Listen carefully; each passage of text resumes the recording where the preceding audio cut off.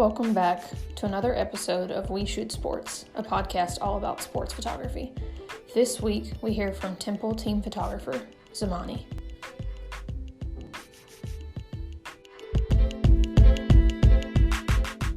How's it going? All right, I'm cool. How you been holding up with the corona and everything? Quarantine? I'm just ready for sports to be back, you know?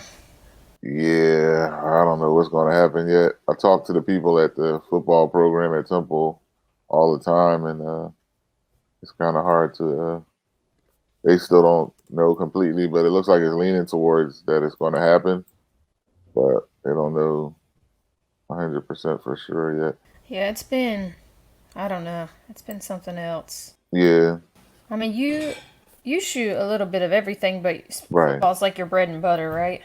Well, just sports in general. Football is my personal favorite, but I do all of the like for Temple University, I photograph all of their sports. Yeah. So I lost, money just from not doing crew and softball and lacrosse and all of that right in March. Like I did one game and then everything got shut down. So yeah, and I do like all the sports for another high school. So I do everything for Temple, all of their sports, volleyball, soccer, hockey stuff. I just post a lot of football pictures because that's just my favorite sport. But so I lost. I lost a good amount of money, but fortunately, I was able to get the pandemic unemployment insurance. So that made up for it a little bit. Yeah. And I had been saving a little bit before that, and I did a workshop with the GF crew. It looked like from the pictures that I saw, you guys were at Commons. That like. Yeah, it's called something experience, Cat Run experience. What's the name of that? It's like 7 softball, baseball fields. The Ripken experience, that's what it's called. Yeah. And they shut down right after that. We landed. Our workshop ended right on the day where they shut the Ripken down and everything else down in the country. So we were probably the last people that were shooting sports anywhere in the United States at that point. No, I know. Yeah, I actually was kind of surprised that you guys still did it, but I mean, Yeah, people had paid their money and everything, and then we had to do it at the Ripken because of the opportunities were there and all the constructors and everybody. So I thought we'd get started with kind of just a little bit about you and like how you got started in sports photography. Okay, so I started photography in 2010. I bought a Canon T2i Rebel, and my initial reason for buying the camera was to do documentary film. I had no interest in photography at all, none at all. In fact, people were trying to like guide me towards like you should take a photography class, and I was like, I don't really want to do that. But my friend of mine, talked me into it because he got a camera too at the same time I did, and so we were like going out and shooting together. So we took this photography class downtown. Long story short, I took a bunch of photos there, and I really got into photographing the other photographers, even though most of them were like shooting landscape and stuff. So the instructor there was like, "Hey, you seem like you have a pretty good eye. You should think about getting into photography." And I was like, "Oh no, I want to do video." And he's like, "Okay." So long story short, I got into photography. That was in 2010. Around 2011, I started doing a lot of portraiture and event work. And by like 2013, I had kind of gone full time with it. But I always had an interest in capturing action, even when we were downtown and we ran past a basketball court and then a soccer field. And I was the only one that stopped to try to like take pictures of the action and everything. I ran across those pictures. They were horrible too. But anyway, so around 2014, I really got the bug for to photograph in action. So I started photographing like local teams here and the Pee Wee leagues and the Pop Warner games, and then I started going to some semi-pro football games and high schools, and I ended up getting hired on by a high school after shooting there voluntarily for about a year and a half to photograph like their seniors in their sports. And then someone else gave me an opportunity through Coach and Player magazine to photograph some Temple University football games. So I volunteered there for about 2 years, and then they started hiring me to cover all of their sports. So I was not only doing the football team, but I started traveling with the football team and doing all of the home sports for the school. So I'm kind of like an unofficial athletics photographer. Now I Yeah, for contract with sure. them every year. I don't work for the school, but I contract with them, and then I got an opportunity to do some NFL games, and so now I do some NFL games on the side, and then also do several every year for Temple University. It's like a thing they call Owls in the NFL Mm-hmm. marketing, uh, marketing media thing that they do for to just to advertise for it. So I basically go and capture the players that play for Temple University and who are in the NFL, made it to the NFL. And it's been like steadily increasing every year. So I go to the Giants games, Jets games, Redskins, uh, Eagles, and the Ravens. And I photographed any of the players that play for Temple that are coming either a home team or on the home teams or are playing against the home teams from a away game. That's awesome. Mm-hmm. So you've been doing that now for them, like hired on. What did you say for like the last 2 seasons? Yeah, I was basically doing volunteering and getting paid like sporadically up until about 2016. 2016, I was actually traveling on my own to away games and everything like that, and I was sharing photos and everything, and they basically said, look, this guy is really dedicated, and they said he's the best photographer that we've had at the school, so let's bring him on, best sports photographer, and so they said let's bring him on, so they started paying me to do everything, so. That's awesome. Yeah, so it's 2017 is when I kind of became official, Official. and yeah. Okay. So as far as Temple's team, well, hold on real quick. You're a Temple alumni, aren't you? No, Oh, you're no. not. My Oh, mother got well, her there's. master's degree there, and my Mhm. brother got his bachelor's degree there, his undergrad degree there. I didn't even finish school at all, Mhm. and I just kind of connected with Temple, and it was just kind of like a really good fit. And I Yeah. also photographed for Philly Sports Digest. Mhm. And I do a lot of high school sports. They cover the Catholic and Interact League here in Philly, so I cover a lot of high school games for them That's too. awesome. But yeah, no, I didn't attend Temple at all. So I I went to always thought you were a Temple guy for some reason, but that's incredible. I feel like so many people think that there's only like this one path that you have to go down, and it's like right, you have to go to journalism school or photography right. school, and Well, I actually did go to. I took a photography class at community college when I got out of high school, and I dropped it in like 2 months. And then when I got into digital photography later, I took the same photography class again, and I dropped it in like a month. You know what I mean? So it was I was never like I only went as far as 50 credits at community college, and that's it. yeah, Yeah.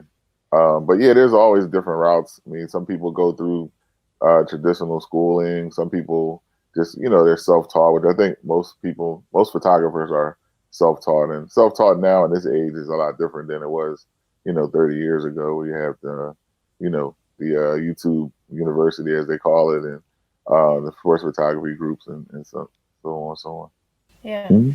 So I got to know of your work and you Mhm. through the Facebook group that we have. Right. Several Facebook groups, and I can't remember which one I saw your Probably work in all sports first. action photography. Yeah. That was the one that I kind of really became active in initially, I and I remember learned there there were two too. that kind of like merged together at one point or something like Oh that. yeah, that So was I yeah, should all look sports that up. action Hmm. with Jim Carrey, and he's the owner of that group, and he helped me a lot. He was like joining that group. I joined that group right when I started getting interested in sports photography. So That's awesome. anybody that follow me there, you can follow me from like the stuff I was posting and just basically learning. Through the group. That I think that group had probably the biggest impact on my development Hmm. as a sports photographer. Yeah, that's awesome. Yeah, so I wanted to talk to you a little bit about like how you, when you were just starting out, how you gained confidence in kind of sharing your work, even in a platform like that where it's made up of mostly sports photographers. Um, and a lot of the questions I'm asking, I'm thinking about like people that are just starting out or, that kind of Right. thing. One of my favorite things about you and your work is just how like giving you are Hmm. with being willing to share your knowledge and that kind of thing. And it's hard to find people who are like that. You know that. Yeah, Um, yeah. Well, when I started out, I was already had some experience with photography and it's a degree of success with it. I was doing it independently, but it was just like with portraiture and everything like that. So I had a kind of understanding of where when you start out and then in development, and you kind of share your development and your story, and that appeals to people to some extent. And I knew I had to develop and get better, but my enthusiasm, this is what really kept me posting and everything like that. It was that I can't say I was very confident, because when I remember when I started out, the first time I went to shoot some games, and I was shooting alongside another photographer who had a lot of experience, and he was showing me his pictures, and I was just like, I remember after the first two games, I was like, okay, this isn't for me. I don't think I'm gonna be able to do sports photography. I'm gonna just go back to doing my portraits and weddings and everything.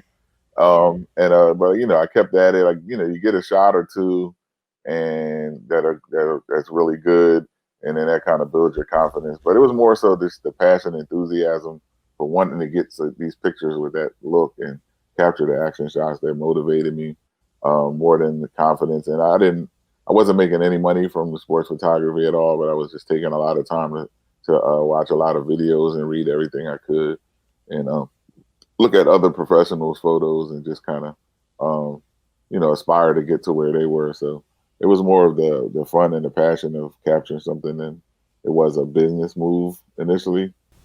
Hmm. Hmm. It's all So sports action photography group too is a learning group. So it's made for people that like parents, people that are just trying to learn how to shoot sports. So I wasn't in a. It wasn't like I was going in and posting in a group where there's nothing but professional sports photographers that have been doing it for years and that sort of thing. yeah, for So it sure, was easier for me.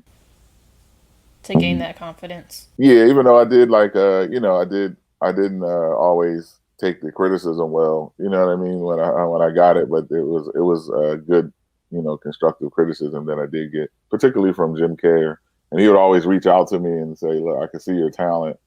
So even though I may have criticized some of the things, like, fix your horizons, or you edited too much, that sort of thing. So that kept me stable and confident that I was going in the right direction. That's awesome. Mhm. So, with you sharing kind of your knowledge with others and things like that, I know because I've seen it like lead to Mhm. other opportunities for you. Mhm. Um, how has that kind of like transpired? So, I don't know if it's like just through the group or if there's other ways that you share your knowledge.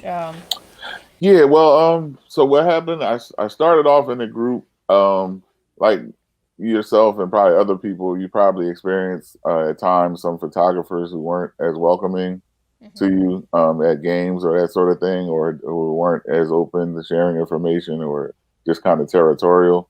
Hmm. So I always knew that I experienced that, and also experienced people that are extremely generous with me. So I know I didn't want to be it's one of those territorial people. So what I started doing was I was posting about things that I've experienced, or things that I learned, or just sharing what I was doing in the group. And at some point, I said, well, the Facebook is kind of limited in terms of what I can share in terms of the content. So I started a blog, a sports photography blog that's on my website, and Let on me that. uh, let me get that Okay. URL real quick. I'll put it down here Oh real yeah, quick. it's ZamaniFeelings.net, and when you go, the first thing that comes to the top of the page, it says the sports photography blog. Uh huh. And so basically, what I just started doing, I didn't necessarily think it was going to be a blog initially. I just wanted a place where I could put pictures and video and text, where it could be clearly seen, so I could share some of the things I was doing, or and that sort of thing. And then it just sort of morphed into that. So I was doing maybe an article every week, and it just kind of picked up steam. So I think, oh man, did I start that in 2016, something like that? And so I have, like, I'll get about, I have like 5 or 6 thousand views on each article now, and then I was at one point I was getting like 10,000 Yeah. views a day or something like that on it. Wow. And I don't think there's like too many things like it out there now. Hmm. It's kind of rare. There's not a lot of articles where it just teaches you like the specifics of how to shoot sports, and I don't, I think it's kind of unique. But I just basically just kept adding to it and sharing it, and so I think I got somewhat of a following more from that than just my actual work. Yeah. I mean, my ability to share. Um, as well as people that just like follow my work, but and it was more of a larger following from other sports photographers.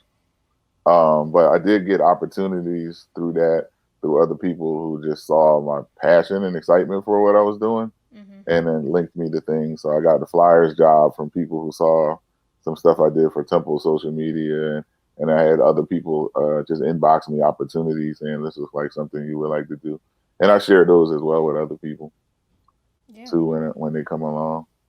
That's awesome. What do you think? What do you think the importance of being willing to like share your knowledge like that is? I mean, obviously for opportunities, Mm-hmm. and maybe that's the answer. But Mm-hmm. I was just amazed. I'm just kind of pivoting like a YouTube channel that I've been working on, and Mm-hmm. you saw I posted in the group kind of like, oh, what are some topics that would be Mm-hmm. interesting to cover, and I was amazed how many people have messaged me and said, hey, I saw that you said you've never shot hockey before. I know you live in this area. If you ever want to come and shoot hockey, like just let me know. And Mm-hmm. I just like was flabbergasted by that because I'm willing to share a lot of I'm definitely willing to share a lot of my knowledge, but that Mm-hmm. confidence that like someone like you has, I don't know that I'm necessarily at that level yet, and I was just so Mm-hmm. surprised how receptive people in different Facebook groups were. Yeah, I think it's kind of a shift. I think some of the groups attract a certain type of people that are hobbyists and just love to shoot sports, and that the business part of it is secondary. And it doesn't mean that they don't put their energy into the business part of it, but the love of the photography and the sports photography comes first. That's all it always been for me. The financial opportunities came along with whatever the passion I had for something, and they Hmm. kind of doors just kind of opened up. I never really had to go bang on doors. I never solicit people. The only time I've solicited anybody is just for access to shoot a game, that Hmm. kind of thing. But I've never approached anybody and said, "Hey, can you pay me to shoot for you?" And that's in my portraits and weddings and stuff. The same thing too. I kind of just let the opportunities come to me, and maybe I might made a lot more money maybe if I did, you know what I mean, actually kind of like bang on doors or whatever, but it's just Hmm. never been my personality. But the opportunities that I wanted always came to me. But I think there's the climate has changed a little bit in the sports photography world where people are more open and receptive, and they see that that can benefit them more than being closed off and trying to hoard opportunities and hoard information. Yeah. Yeah, I see that definitely. In the area that I shoot in, a lot of people that struggle with, giving that knowledge more freely, it's Mm-hmm. because they've had to fight so hard to keep their positions at a newspaper or something like that. Yeah, and those positions are kind of drying up now anyway. So, Hmm. and then I guess I've always sort of preached that it didn't matter where I was. You know what I mean? I would still be as enthused and inspired to get pictures, and if you can make good pictures anywhere, whether it's a high school game or what I mean, a Pee Wee football league or an NFL game, and that the arena wasn't as important as what you come away with afterwards too. And so I think that maybe that eased people's sense of feeling like I'm not uh, moving forward, and so I need to be protective in order for somebody to take something from me. Yeah. So I don't know if I explained that correctly, but No, no, no, that um, makes perfect sense. I mean, I've seen you talk about that a lot, just kind of mhm. shooting high school or shooting whatever it may be, little kids league or whatever, Right, just making great photographs. So, right, yeah. I just always hope to come away with something good, and some of my favorite stuff is not from the NFL games or even the college games, but the high school and the smaller leagues, and also people. I think in the past too, people were fighting over kind of like the jobs for like wire services and that sort of thing. hmm. And I think more people are realizing that those situations don't always pay that great Hmm. either. So I think if you take the money out of the sports photography for a lot of people, then the people that are left sometimes are just the people that have the actual passion for it, and they are usually more willing to share and be open. Definitely. Mm-hmm. So, let's see here. Who are some of your kind of people that, I mean, you mentioned Jim, who have kind of like inspired you to be a better photographer? I know for sure Peter Reed Miller is one of yours. I've seen you mention that Peter multiple Reed times. Miller. I got to shoot with Uh, him one time, and that was like, whoa. oh He's yeah, yeah. just, He's and really down to earth. he is someone who, like you, is so willing to share their knowledge, and you Right. just don't find that often. So, Yeah. but yeah, who else would you? Peter Reed Miller, Damian Strohmeyer. There's a photographer. The first person I really started to follow regularly was a guy named Mark Ribeles. I can't remember how you pronounce his name, but I started following him. He was interesting because he kept a regular blog, and he still does since 1995 Oh wow. of his sports photography. So every game that he shoots, shot, he would post a blog and it would have the settings and everything. And he would also talk about sometimes how he got the shot, and he would do like a short story with it. And he maintained that for years. So when I got into it, I was had like 10 years, you know what I mean, of stuff prior to where he was, and being able to follow his new stuff. And I got to see the progression, and also got to see how much better he got from the earlier times and how much better his work got. And so he listed camera and the settings and the lens and everything with every picture he posts too, which was awesome. So even though I never got to interact with him or shoot with him, he was a big inspiration for me. And then Peter Reed Miller, I watched his two YouTube videos over and over and over again. And Yeah. then Damian Strohmeyer, I watched his two YouTube videos over and over again. Yeah. And so I ended up getting to shoot with them too. Scott Kelby, who's another one Mm-hmm. that I ended up getting a chance to actually shoot with all of them at a games, NFL games. So actually, Scott Kelby was at the first NFL game I ever shot. Oh, that's awesome. Yeah, in Florida at the Tampa Bay Buccaneers. As soon as I walked out on the field, he was like right there, and he had a video, and two videos on his channel that I watched over and over too. I purchased and watched them repeatedly on sports photography. Mm-hmm. But generally, I'm more than just being inspired by any particular person. I'm just inspired by good photographs in general, Yeah. and I figured out like the kind of look that I wanted, and once I was able to get that, um, then I'm just always hoping I can get more of them, because you go to games and sometimes you come home and you're disappointed, Yeah. what I mean. Or last year I feel like was more of a down season for me. I didn't get as much as I used to get, because sometimes you're like, I'll do a game, and if I come home with two or maybe three great pictures from an entire game, that's a really good cheaper amount. And a lot of times people think that sports photographers, the most skilled ones, just go and they come home with a million pictures that you see like on their portfolio. Those portfolios are a combination of pictures from several years, some of them decades Yeah. of their best photos. And you see those 20 pictures, those took decades to capture. Um, so I think that I talk about that a lot too, and it keeps people from being intimidated and thinking that every sports photographer goes and I remember talking to one of those photographers that I met at a game, and I said, "How many like portfolio shots do you get every year?" And he's like, "One, maybe two." I said, "A year, not a week." He's like, "Yeah, like Yeah. one or two." I was like, "Oh, okay, wow, all right." So I'm on I the right think track. I think with digital, people Mm-hmm. just assume because you can shoot so much that Mm-hmm. you can, that you're just coming away with Right. several images a game that you Right. think are top Mm-mm. quality, and that's just not the case. No. And as you get better, the number goes down and down. Yeah. Because you kind of put a higher standard on yourself, and that impacts it some more. So, um, Definitely. yeah. So some stuff I shot in 2015 that I thought was like outstanding. I look at it now and just like, I mean, I don't know why I thought that was so great, and then, um, so I kind of wish I could go back to that mindset sometimes, where I just enjoyed it a lot more than what I shot. But now I'm Mhm. so critical; it's just like hard to deal with myself. I find You that know. too. How Mm-hmm. do you, so, with continuing to share your work and that kind of thing, and Mm-hmm. I'm sure Temple does that for you a little bit. You're forced to kind of share some images that maybe you wouldn't share yourself if you had the That choice. that happens sometimes. Yeah, definitely. They'll pick that. I'll be like, why did they pick that one or whatever?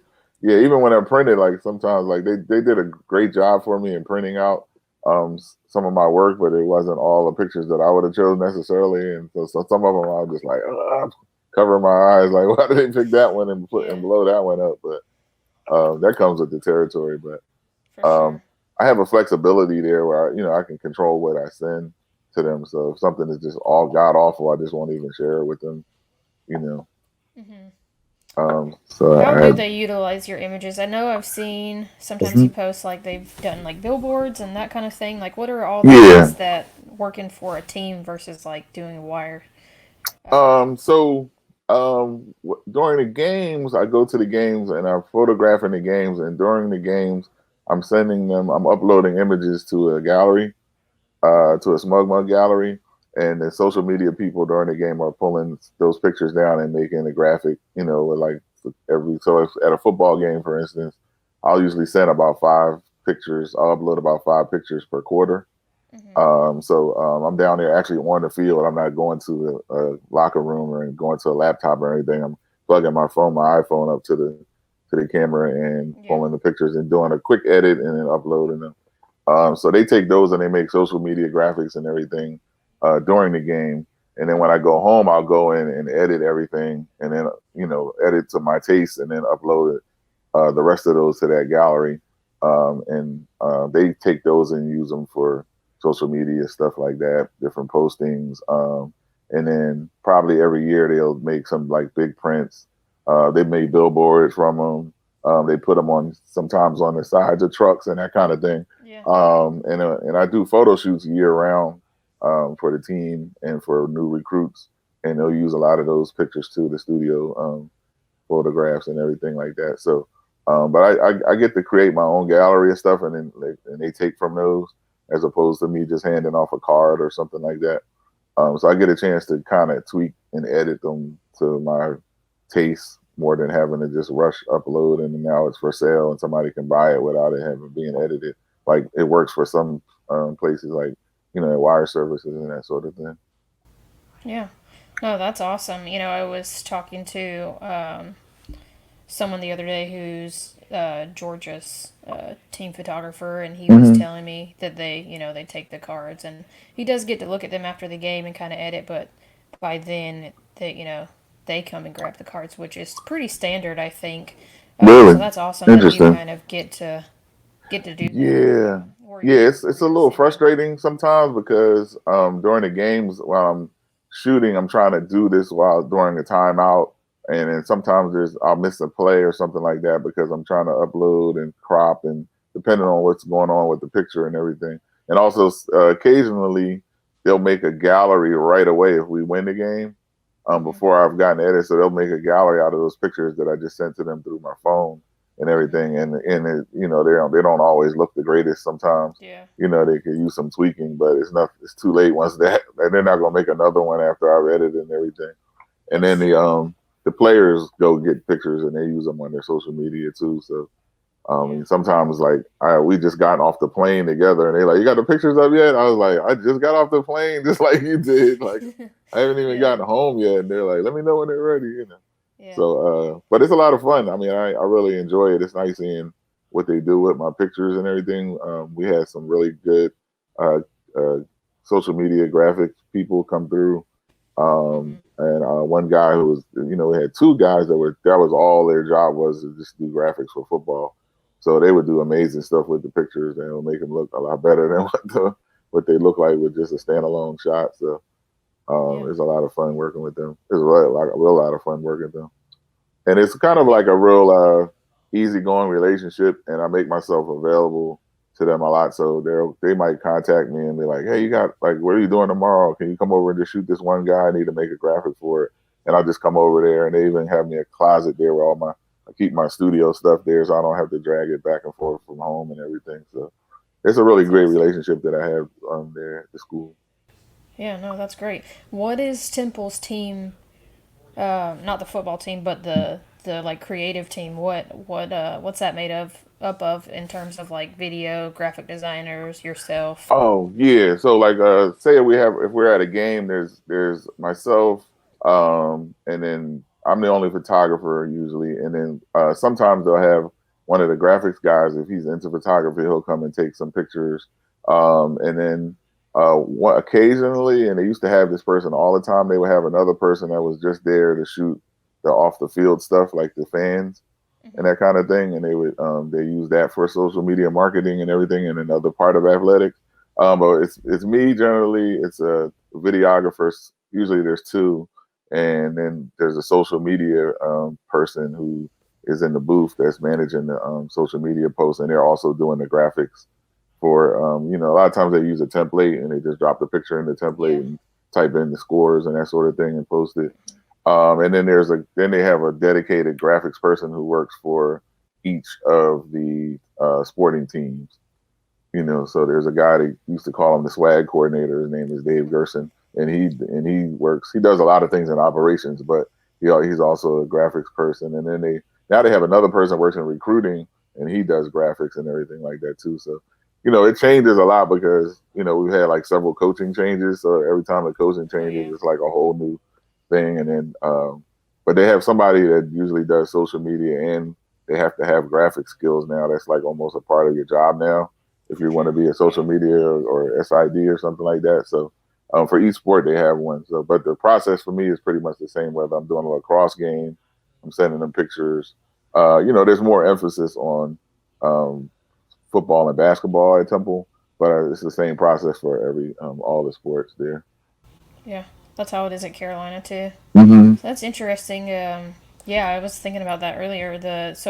For UNC wrestling, I do the Mm-hmm. same kind of thing where I'm like sending photos in the middle of the match, and it's always Mm-hmm. like, oh, I just wish you would have cropped that a little bit, but you don't really know that. Yeah. But same. The SID is also doing graphics, and he's also Mm-hmm. posting on social media the whole time, and that kind of thing. Yeah. So their jobs come with a lot of responsibility these days. Yeah, I So remember one situation. Once in a while, I have. Well, not once in a while. It happens almost every year, at some time or another. A lot of these away stadiums where we go, the signal is bad there, and I can't push the photos through. So I'll have to let them know that I can't get anything through. So I have had to give them my card before. And I remember one time, like I had a great shot, but it needed to be cropped really heavily, and they don't know, so they just put the whole thing up there, and I was like, God, that looks awful. Like, oh my God, like don't tell anybody that was me, but yeah, so that happens. So, that's one of the reasons I was looking forward to getting the 1DX Mark III because it has built-in Wi-Fi. So it's the first 1DX that has built-in Wi-Fi, so I can just push yeah. pictures right to my phone and stuff. But I haven't purchased it yet because after everything happened, I was like, oh, let me wait until I know I'll be making some money from sports before I invest a $6,000 camera. But that's another story. Yeah, oh yeah. Yeah. No, I get that. Have you had? I'm just gonna jump to gear real quick. Have Okay. you had the opportunity to shoot any mirrorless at a game yet? I feel like you have. I feel like I've seen it. Yeah. Yeah, I had several opportunities.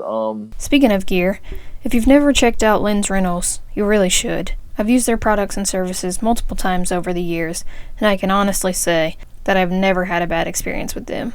If there's ever been any gear that you wanted to try out, now is the opportunity. Visit the link in this episode's description and head over to Lens Rentals now.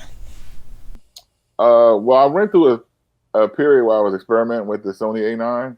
Mm-hmm. So I rented that probably 5 times, 5 or 6 times, just to test it out for different sports. And then recently, uh, Fro Knows Photo, Jared Poland Mm-hmm. from Fro Knows Photo, he's been doing the reviews of the several cameras, including the 1DX Mark III. So he was coming to Temple games because he lives here in Philly.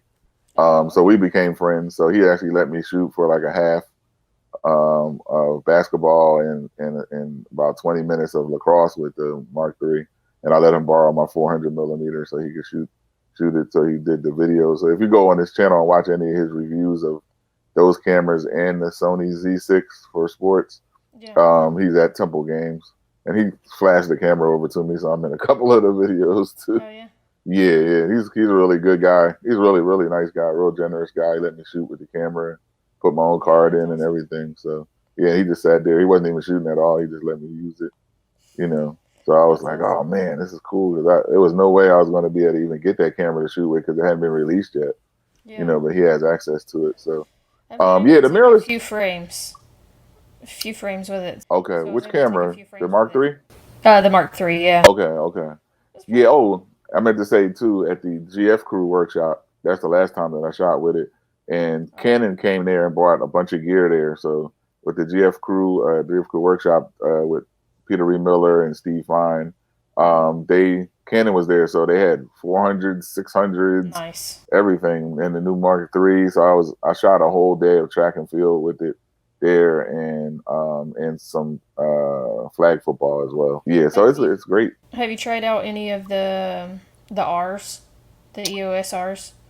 Yeah, I had the regular EOSR, Mm-hmm. and I played around with it. I didn't keep it. I rented it a couple of times, just to shoot with it. But I mean, it's great. I mean, for me, people make a bigger deal out of like mirrorless versus DSLR, that Yeah. kind of thing. Like, I think to me, the mirrorless camera is like a DSLR. It just has some extra features in it.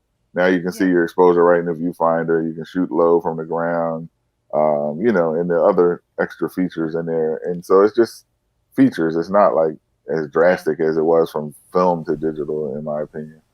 Yeah. Oh, for But sure. For sure. yeah, I like It's lightweight, the but with advantage. our lenses, it's not. You know what Right. I mean? I don't It's know not. why they insist on making them smaller. I like the beefier cameras anyway. And the main reason I wanted a mirrorless camera was to be able to see, the advantage of being able to see your exposure right in the viewfinder is cool, Mm-hmm. but also because then you can make precise kind of adjustments. But also without having to chimp. But the other thing was being able to shoot low to the ground, because I really like shooting really low to the ground and be able to see, and you can like shoot from there because you can shoot in the mirrorless mode through your viewfinder. So that was the main things that I really wanted a mirrorless camera for. And But they're outstanding cameras. The Sony A9 is great. I don't personally like the look of the files, but that's just me. But they're great cameras. Yeah, I would agree Yeah, with you there. I don't know. yeah. Canon's got a specific like color Mhm. science that Mhm. I have been with Canon for so long now. It'd really be hard for me to go to Yeah. something different that didn't have that. I tried everything. I shot with the Fuji. I shot with the Nikon Z. I literally spent $3,000 renting different mirrorless cameras last year, the last Mm-hmm. 2 years. I wish that I had that money to put towards a 1DX Mark III now, but Yeah. and yeah, and there's something with mirrorless, and I found this in the EOS R too. There's something where it doesn't give you the kind of creamy background blur and the same amount of background blur. And they said it's something to do with the flange distance, but I would notice that my pictures, even if I shot them at f2, they would kind of look like f3.5 or something like that, and it was like kind of discouraging for me. But I'm not to bash mirrorless cameras or anything like Yeah, that, yeah, but yeah. No, no, no. Yeah. I just really like the look of my files now, and I wish I could kind of put that look of my, like, even my 1DX, even my 5D Mark II. I don't shoot with the Mark III or the Mark IV because I Mm. like the look of its Mark II and the Mark two, 5D yeah. Classic. They have like a filmic look. I wish I could take that and transfer it into the new technology and everything, but Yeah. can't get everything. But um, yeah, so that's the only thing I notice about them. But they're great cameras. I mean, the autofocus is amazing on them, and everything. So that's been my experience with the mirrorless camera. So Yeah. I think a lot of people are worried about the frame rate, but I think like at one point in time, a lot of these photographers that we look up to hmm were switching out film rolls. So I think our frame right, rate will be just fine. right. Yeah, I mean, like, I think there's like sort of like a sports frame rate that's somewhere in between 8 and 10 and 12 or higher. That where you're not going to miss stuff generally, where you might have missed it with something lower than that. Mm-hmm. But I mean, like you said, people, I think more people are making the higher frame rate does get more people more shots than maybe they had when they had 2 frames a second or something like that. But people still made excellent pictures there. And Yeah, I mean, new Monday X Mark III has 16 frames a second, so, and it Yeah. shoots 20 frames in mirrorless mode. So I mean, between 16 and 20, I mean, I've been shooting with 10 and 12 all this time, so I don't Yeah. think I'm gonna miss anything that significant from not upgrading. But I plan to upgrade to the Mark III, and the one of the biggest reasons is the Wi-Fi, and also I can kind of like put a now that it has a mirrorless mode, I can put like a small monitor on the top of it and shoot low and see what I'm looking at For and sure. everything. So, but just waiting to see how the season goes, or if there is a season, Yeah, and I hope there's a before I make that season. investment. I Yeah. hope there's a season because, I mean, with your coach coming to Carolina here, man, we should be able to get you down here for a few games, right? Oh yeah, I'm definitely. If everything goes well and it's safe, I'll definitely. I plan on coming down there at least 2 or 3 times. Was he the Um, coach when you started yeah. at Temple? Yep. So when I came to Temple, my first game, I shot one game in 2013. That was a UConn game. Temple versus UConn. That was my first game, and then I shot 2 games in 2014, and those are the only ones that I could get access to. But Mm-hmm. that was when Temple was on the rise. So by the 2015 season, when I got to shoot the whole season, that's when they were really on a rise. And they beat Penn State, and then the next year they won the conference championship, and then he left after that. So I was actually there for seeing when he was went from like 2-12 to 6-6 to 10-1 and to, you know what I mean, 11-1 or whatever it was there, and see them win the conference championship, and then he left after that. So yeah, but I mean, he's a great coach. I mean, the people that he recruited. I mean, we're even after he's gone, we had 8 people going to get drafted this year. Yeah. Um, you know, I mean, even after he's gone, there were all his recruits. So it was really like even though he left, and the coaches that came after him were great too. But it had a ripple effect on the team. So I Yeah. didn't really appreciate it as much when he was there because of the fact that I was enjoying shooting the games, but I had never been to a college football game in my life. I didn't know anything about college sports, so I was just learning all of this as we went along. Mm-hmm. The only thing I had ever been to was the NFL games, and I only watched NFL games. So Yeah. I got like a whole college sports education from this experience too. So, were you. I think I've seen you talk about before kind of how you. Like, you like sports, but, like, sports aren't everything to you. Yeah, not sports themselves. More so, the sports photography is what I Mm-hmm. kind of fell in love with. I like sports, and I still play the like video games, but I don't watch like every NFL game or anything like that. Mm-hmm. And a lot of times I actually like college football and college sports more than professional sports now. Mm-hmm. So I've actually gone to the NFL games where I kind of experienced a little boredom, at the games and everything. Yeah. I don't know what it is. There's something about the energy of college sports and the passion that the kids are playing with is different. You know Mm-hmm. what I mean? Than when it with the NFL players. Sometimes it's more of a business for them, and this is like a job now, and I got to feed people, and I got to keep my job, and you know what I Yeah. mean. As opposed to college players, where some of them may know they're never gonna make it to professional sports, but they're just playing for the love of the teammates in the game and that sort of thing. Yeah. And it kind of comes across in the pictures. Yeah. I feel like, yeah, they really put everything out Mm-hmm. on the field because, even if. I guess probably there's still a little bit of hope there that you'll make it to the next level. And Right, if you once you've already made it to that level, like what's next? You know what I mean? You're just kind of like, right, well, I've already reached it. I'm already right, here. right. So yeah, I totally feel that when I shoot college versus the NFL. Yeah, and Matt Rule just brought a bunch of Temple players on right away.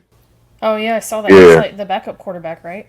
yeah. PJ Walker, he was like he was at the Colts, and he was a winning this quarterback at Temple, and he went to the Colts. He was a backup there for a while. They cut him. He went to the XFL, and he just kind of blew the XFL up. Unfortunately, they didn't get to finish their season, and then Yeah. Matt Rule brought him over to things. I think he's got maybe 6 or 7 people from Yeah. Temple, and a lot of staff people and that kind of thing too. So yeah, it's a shame because I was all excited, like, oh yeah, I'm gonna be down in Carolina shooting some games this year, and then everything happens. I'm hoping it still happens, but I'm Yeah. still a No, little I'm scared sure. about flying and stuff like that too. But Yeah, um, for sure. Yeah, I totally get that. With mm, me being a new mom, I am like, oh, I oh, really want to go to these congratulations! games, but I am just, Yeah, I got I to think understand. about what's the smartest thing to do. So Yeah, right now, I don't know. We'll see what happens. I can see them still having games. I just don't. It's going to be different because I just don't. It's yeah, definitely not going to be packed stadiums full of fans. right. They just announced that the pro sports was given the okay. Um, so I don't know how that's gonna Yeah. play itself out, but yeah. So I forget. I just saw something where they said pro sports was going to be allowed. They can start practicing now and everything too. Mm-hmm. I think So with them being in the fall, they've kind of been able to miss it a little bit, Mm-hmm. whereas college has felt it. I'm sure you know because like you missed not all of it, but most of spring camp, and then Mm-hmm. when you're getting started. So Yeah. in the fall for the fall. I So shot one football practice and then it was like, yeah, and that was it. I shot one lacrosse game and then that was it. One football. So, I didn't. Unfortunately, it didn't happen before then because I didn't miss as much money because the thing would start winding down towards May anyway, hmm when the school closes, and so I'm not usually doing anything but recruit shoots during the summertime, and then the football practices, camps and everything. But um, there's times where I'm doing like basketball and football and soccer and lacrosse and field hockey and everything all at once and high school stuff hmm too. So luckily I got all of that in before all of this happened. yeah, You know, yeah. yeah. So I guess to kind of close here, if Mhm. you could give, I'm sure there's lots of things you would say, Mhm. but if you could give somebody who's just starting out advice, like one piece of advice, the most important piece of advice, what would you say? Just to take in as much information as you can about sports photography, but go do more shooting than just digesting information. So and just develop a love for capturing action and not to give up and just continue to shoot and shoot and shoot and you'll get better. You won't necessarily see it right away because it's kind of gradual, but because a lot of things will happen. You'll learn some things intellectually, but then some things you'll just kind of pick up by osmosis almost, and you'll gradually get better. But just go out and shoot as much as you can, and then digest as much information as you can online and just develop a love for it if you can. Develop a love for the sports photography and enjoy shooting wherever you are. Don't get as caught up into where you're at as much as what you're coming home with in your camera. Yeah, no, that's great advice. Mhm. That's great advice. All right, so if people want to find you besides your sports blog, what's the best way? What's the best way for people to I'm find you? on Facebook under Zam919, Facebook.com/Zam919. I'm really active there. Active in the sports groups, like all sports action photography, sports photography. And then I'm on Instagram at Zamani Feelings Photography. And then feel free to reach out to me if you have questions or anything like that. I'm very open. I never turn away anybody.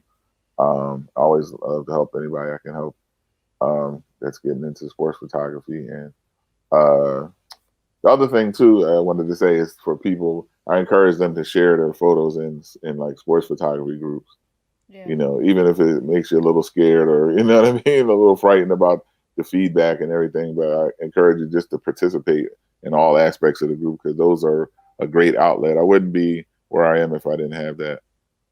Yeah, Great. Well, thanks. thank you so much for joining Oh, me. thank you.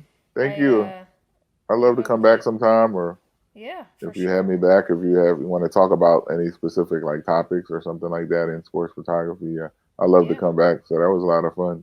Yeah, Thank you. definitely. I'm hoping we can get back to it, and I'm hoping I'll get to see you down here at one of the Yeah, I'm Raptors hoping so games. too. Like I'm like, man, because I was like, oh man, that's gonna be exciting. And I have like so many guys, and what happened was like, a lot of the guys that there's a few guys that I never got a chance to shoot in the NFL. PJ was one of them. Like the one time there was a Colts game that I could have Mm, made it to, there was a wedding. You know what I mean? And like I could only get him in the preseason games because he wasn't a starter.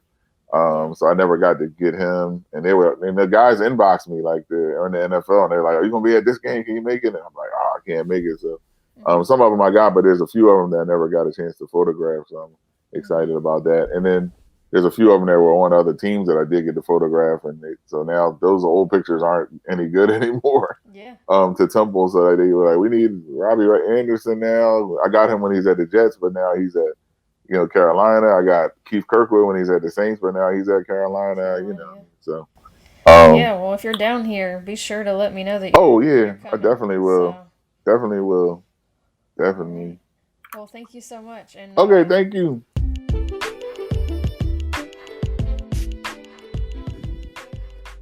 thank you for checking out this episode of We Shoot Sports, a podcast all about sports photography. As always, if there's a photographer you would like me to bring on the show, feel free to reach out to me at We Shoot Sports on Instagram. We'll see you guys on the next one.